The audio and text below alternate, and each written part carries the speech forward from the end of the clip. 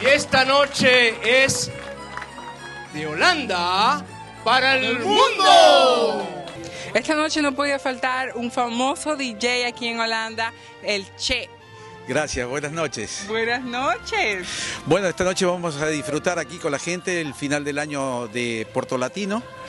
Ha sido también para mí un año muy rico, porque hemos trabajado con artistas de la talla de Willy Colón, de Joe Feliciano, Toño Rosario, y ahora esto con las estrellas como la India, con Prince Royce.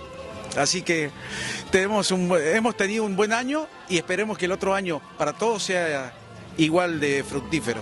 Pero vas a cerrar y abrir el año nuevo con nosotros, ¿verdad? Por supuesto, a la gozadera con Puerto Latino. Bueno, y esperemos que la próxima vez nos traigas a Prince Royce o la India o a Toño Rosario para celebrar el año. Ok, vamos a ver qué hacemos.